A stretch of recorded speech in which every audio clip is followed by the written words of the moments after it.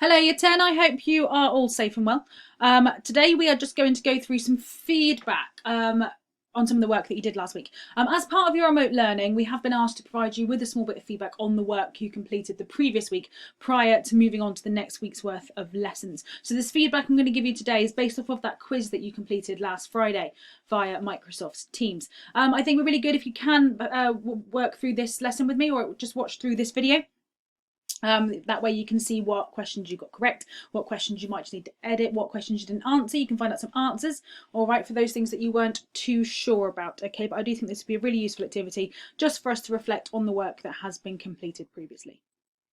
So, moving on then, the first question in that quiz was money is a central topic within A Christmas Carol. What is Dickens's message regarding money? All right, and I've put all the answers that were submitted on the screen here, okay, and you can definitely see a commonality that is definitely correct there. All right, that money doesn't buy happiness, money can't buy happiness, money can't buy happiness, money doesn't equal happiness, etc., etc. Although Dickens had recognised that it is common human behaviour to hoard wealth and created the character to warn readers to resist their miserly tendencies, absolutely, all right, stretching out with the more ambitious vocabulary there. But yes, the majority of you do have that question correct there, that Dickens's message regarding money is that it does not buy happiness. And of course we know that that is shown through the fact that Scrooge has all this money and yet he's not happy. It's only through, you know, using that money to help others that any happiness is actually brought. So it's not the money itself that's bringing him happiness, it's what he does with that money.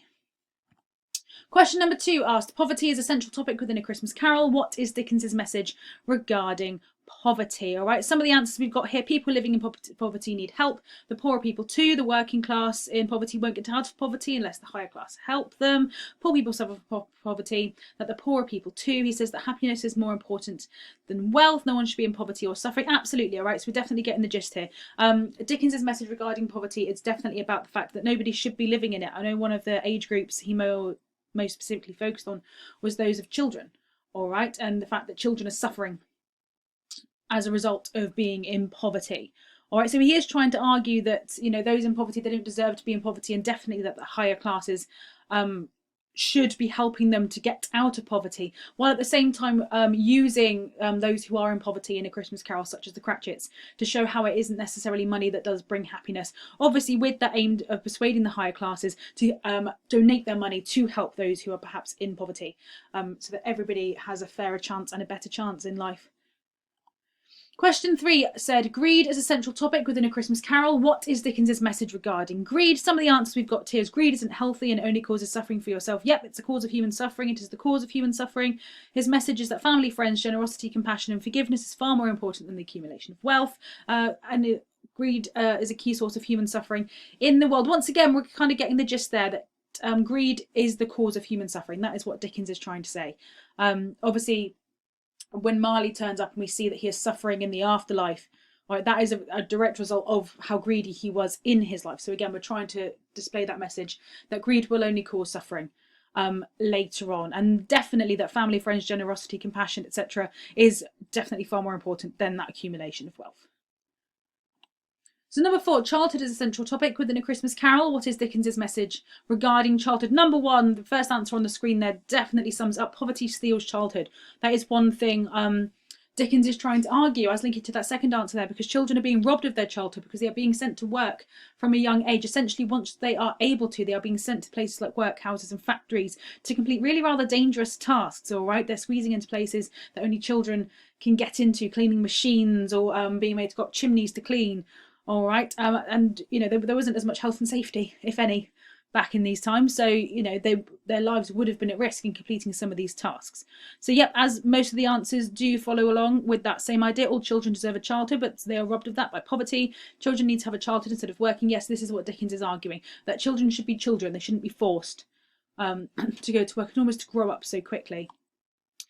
Question 5 lists three themes within A Christmas Carol, and every single answer on the screen here is absolutely correct. There are a few different options there, but they all absolutely relate. We've got greed, Christmas, money, family, redemption, social injustice, poverty, family. Have we said that one? Yeah, so we're all working along the same lines, absolutely. I know we covered those main 3 when we were in class. We were looking at Christmas, redemption and social injustice, but absolutely these other ones apply as well. And this is one key thing to remember, is when you walk in to an exam scenario, you might be asked, how does the theme of, say, family appear in A Christmas Carol? And one of the key things that you will be able to learn to do is to take all the information that you know about the particular text, in this instance A Christmas Carol, and to be able to relate it, link it to the question itself. But obviously this is something that we worked on more and more when we get the opportunity to. Question 6 asked, what does transcend mean? All right, to those of you, a lot of you did have the correct answer there. It's to rise above or go beyond the limits, to go beyond the limits or range of something. All right, absolutely. So those of you who didn't quite get that answer right, please do make a note of that as being one you may need to revisit. Question 7, complete the following sentence. Written at a time when money was divided very unevenly, Dickens presents the message that. And we do have a large range of answers here, and I don't believe any of them are wrong in any sense, but I thought it'd be really handy to look at this answer in a bit more detail, because although you all provided answers that would definitely link on to the end of that sentence, sometimes it's good to see what other people have written to kind of help you understand how you might be able to expand upon your answers. All right, just to make it include that bit more information, show your understanding even further. All right, so the first answer there is put, so Dickens presents the message that some people have lots of money, whereas some people have not so much. The people with lots of money can help the poor from living in poverty. Absolutely, that's a message he is trying to share. That money does not buy happiness. Absolutely, and that answer is not wrong. But it is worth, with those kinds of answers, trying to expand that little bit further, just to show your understanding a bit more deeply. All right. Going to the next one, Dickens presents the message that money does not buy happiness and only has value if used to do good. Yep, the rich were treated very differently to how the poor were. We are along the right lines, but I do think that kind of answer would be good to link back to one of these other messages, ideally that, money does not buy happiness, or that those with lots of money should help. There were huge disparities between the rich and the poor. Yes, there were, absolutely. But again, that's another one you could expand upon and try and link back to Dickens's message, that those who do have money could be helping out those who are poor. Okay, moving through, the poor didn't have a lot of money, but the middle class did. Absolutely same comment as before. Money does not buy happiness and only has value when used to do good. There we go. That one is definitely expanding there. Okay, it's that idea that money only has value when used to do good, and we're linking this back to some of the messages that we've talked about Dickens trying to include in this. Right, the next one, money should be shared equally. Perhaps not equally, but he is of course saying that those who have money should be helping those who do not.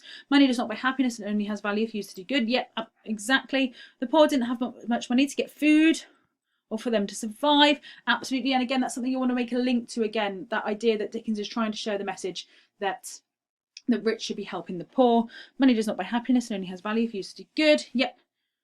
And money can't buy happiness, its only use is to do good. Absolutely. So again, we're all along the right lines. In a few instances, just a case of expanding our ideas that little bit further, just to make our point really, really, really clear. The next one, what does Tiny Tim represent within Victorian society? Generally, Tiny Tim is there to represent children, okay, and how childhood is taken away from those in poverty because of things like having to work. But he also does, as well as representing children and the fact that they lose their childhood due to poverty, he can also represent those who are disabled, who are obviously treated differently, treated very poorly in this kind of society. But he also can represent those religious beliefs and faith dedication, the consequences of changing for the good. Looking at one of those answers there, okay, he does say phrases such as God bless us everyone, making that link to Christianity, but he does rightly also link to the Cratchits, obviously, that and their presentation as acknowledging that you don't need money to be happy. What you need is family and the help and the love of those around you. Number 9, Tiny Tim is a symbol of consequences for huge change in attitude. Absolutely, the answer is Ebenezer Scrooge. The majority of you got that answer there. Okay, it is Tiny Tim who benefits most from a Scrooge's change. Obviously, he is allowed to survive. He is allowed to continue to live because of Scrooge's interactions.